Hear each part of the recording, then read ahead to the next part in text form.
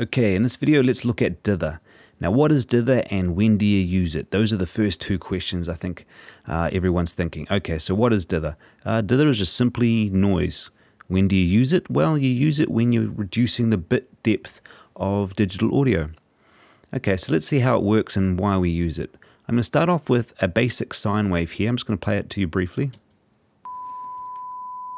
Okay, what I'm going to do is add a bit reduction plugin. At the moment it's 24-bit, but I'm going to reduce this, and I want you to listen and watch what happens when I do.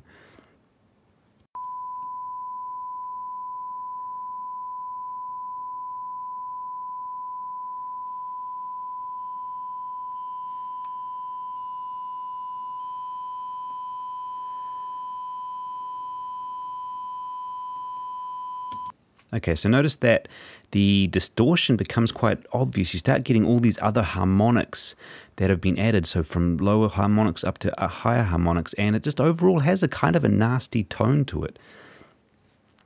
Okay, so this is called truncation, where we simply convert 24-bit to 16-bit by removing the lowest 8 bits. However, it creates a byproduct of that, a tiny bit of distortion. Okay, so how do we fix that? Well, let's just try adding some noise. Now on this channel here, I'm just going to insert a noise plugin. Just regular white noise. Now I'm going to blend this noise with our original sine wave and watch what happens to the distortion.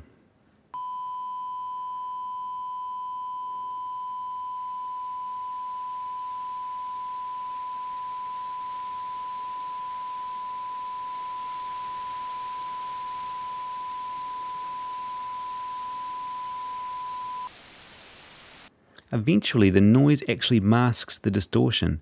It's basically trading one set of noise in favor of another. So what we're doing is we're adding noise to avoid distortion. And honestly, it's as simple as that. That's all Dither is. It's just a random white noise. And we blend it with our signal before it gets truncated so that it sounds a little smoother and we don't get that distortion.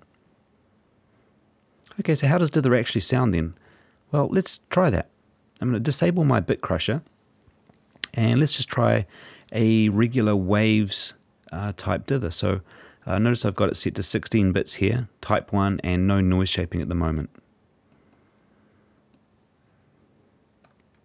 Well, if we jump over to our meter, you'll see it's actually generating some noise. Now this will be very low in volume. Let's look at this, about negative 109 dB. But it is actually just generating some kind of white noise. Notice that when I change the noise shaping to moderate, it favors the higher frequencies rather than the lower frequencies, which we're more sensitive to. So let's see how this Dither actually sounds. Well, I can simply insert a gain plugin after this. Notice I've added 24 dB of gain. This increases the level quite a bit. Let's do it a couple more times. We start to hear it.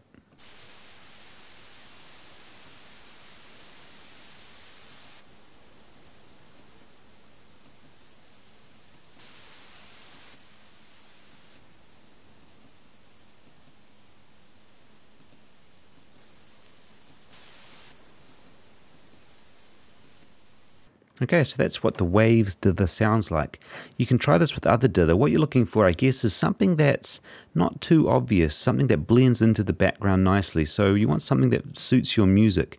Ultimately, this is something that's very hard to hear on a lot of stuff, and it really only affects the quieter parts of your music. So for example, the fade in or the fade out. And what we want to do is just listen for that and just make sure it sounds smooth. But that's how Dither works. It's simply adding noise to avoid distortion. Because we're actually adding noise to the signal, you want to use this the least amount of times possible. So ideally, we use this once right at the very end of mastering. It's often the last process inserted in the chain, possibly incorporated into a maximizer or a limiter just like this.